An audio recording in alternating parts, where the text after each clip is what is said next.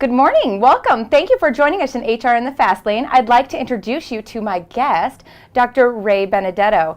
If you are not familiar with Dr. Ray Benedetto, let me tell you, he is somebody that is an expert in organizational leadership, and I invited him to be my very first guest on HR in the Fast Lane because he is somebody that really will set the stage in terms of what HR is in the context of organizational leadership, and then what he feels leaders are within the context of organizational leadership.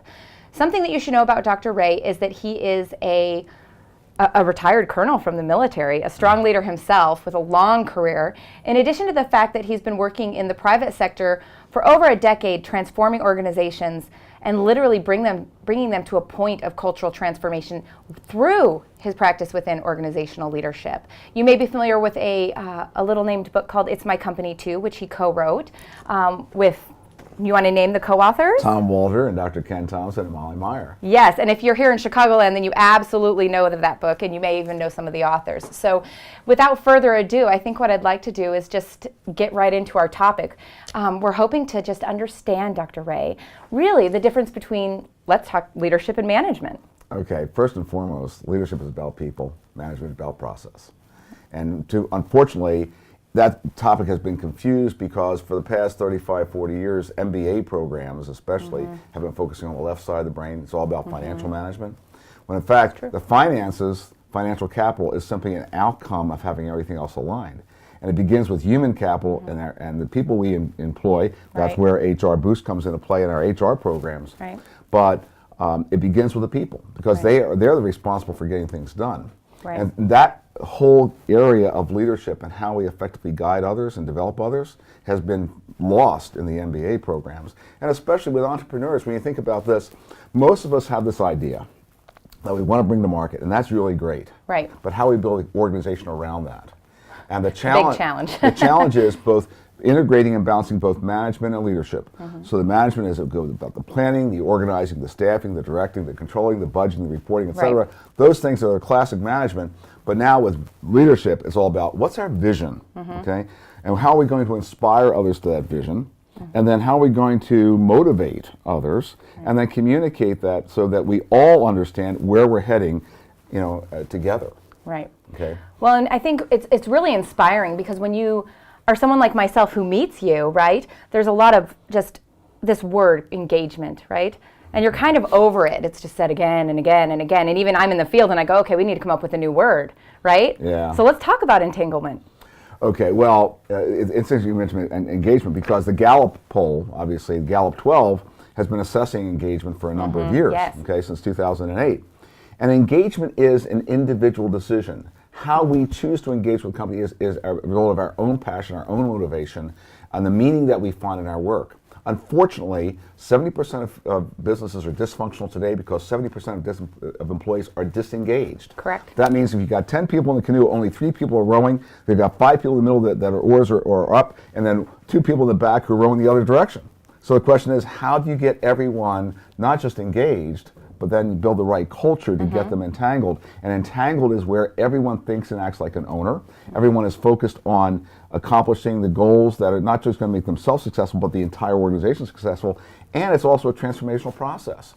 Because when we find in the high-performing companies with which we work, and Tasty Catering is one example, Innovative Project Management, the companies we've written about and that we've studied, it's all a matter of that culture that evolves because everyone, first and foremost, is seen as a leader. Everyone has influence. Okay? And so therefore, leadership is not a matter of hierarchy. That's about management. Okay? That's a matter of the organizational structure that we put into place in order to ensure the processes fit together and the budgeting fits together and all the resources fit together in order to achieve those goals. But it's through the people that we get things done. Okay? So now, we have strategic leadership. That's leadership of the organization that's looking out over the horizon saying, okay, what are the challenges that we're facing? And then the operational leaders who are responsible for actually integrating and taking the strategies and putting them and helping the people at the front line understand what has to be done. But the most important thing, who's the most important people, the leaders, for that matter, in the organization? It's the front line. They have the direct face with the customer. They influence the customer's buying decisions every single day. So the question is, how are they influencing others? And if they're not taught and developed as leaders, then the company is not going to fulfill its objectives, is not going to achieve the results they want to get to, and furthermore, it's going to be very frustrating, especially for investors, because they're not seeing the performance that they expect. Well, not only that, but I mean, that's probably some of the key examples that you see as breakdowns in leadership, right, within business, right? Some of these key breakdowns that happen in getting it to the front line, right? Correct? Right. And so when you're thinking about really the processes, if you will, and how you tie those into actually the invitation, if you will, right? Yeah. It is the invitation. Yeah, yeah. How does leadership actually identify that they've communicated this invitation? Well, it's interesting you asked that, Nicole, because managers have a tendency to tell. Okay, leaders have the tendency to ask, because for one thing, it goes back to core values. Yes. Effective leadership is built first and foremost on core values, which are such things as trustworthiness, respect, responsibilities, caring, and citizenship, and fairness. Okay, to everyone. One of the companies we like to talk about, of course, is Jack Stack and Springfield Remanufacturing Corporation in Springfield, Missouri, because he wrote the book. For everyone out there in the audience, you need to have a stake in the outcome and the great game of business. Absolutely. Okay, both of those books are essential for every entrepreneur to have on their bookshelf. But in talking with Jack, he said, Ray, you got to emphasize that everyone's a leader. Yeah, I know, Jack. Yeah, you're right, because what they do. Everyone is a leader. Everyone has the potential to be one. And the story I love there is that, several years ago, when everyone was facing the economic crisis, their responsibility and their job is rebuilding truck engines. So one of the janitors was on the floor cleaning up one night, and he thought, oh, wait a minute, people aren't buying cars as frequently now. They're trying to extend the life of their cars. They can't afford to buy a new car. Maybe we should be rebuilding automobile engines as well. And sure enough, it was the start of a new division. By the way, that company grew from 119 to over 1,200 employees today, from one division to 17 divisions. Oh my goodness. And their stock share went from 10 cents per share to $237 per share. They have more millionaires in that company, plus an employee-owned company. Look at that. And there again, that's a perfect example of everyone being a leader and what entanglement then does to organizational performance. There's no one that can touch that company right now because of the great game of business. Well, you're doing some really exciting things with some of your clients. Where do people actually find you if they want to friend you, follow you, look at some of your contact with character-based capitalism? The easiest way is actually you can go on Google, just Google me, Dr. Ray Benedetto. You go to my LinkedIn profile. You can ask to be connected that way. You can go to our website, GuidestarInc.com. Guidestar. Okay. You can also go to the book It's My Company Too. You can go to Amazon and you can look at some excerpts of the book there. There are all sorts of ways in which to get a hold of me. And it's one last question that I'll ask you.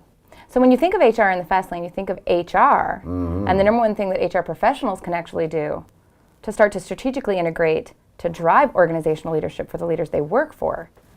HR is so critical because now we're talking about culture, okay? And this is an area that a lot of leaders miss, because culture will trump strategy every single time. The only thing that trumps culture is leadership. And so you have to put the leadership system into place, and through which you build on the culture, and HR is crucial for that, because now we're talking about how do we measure performance, how do we assess performance, how do we get everyone aligned, okay, on the vision. So now HR is critical for creating that line of sight between that operational leader and the vision and the results that everyone wants to achieve. The weaving, as we call it. Absolutely, the tapestry. Yes, Okay. The beauty of it. Well, thank you so much, Dr. Ray, for being my very first guest on HR in the Fast Lane. Thank you so much. Have a great day, everyone.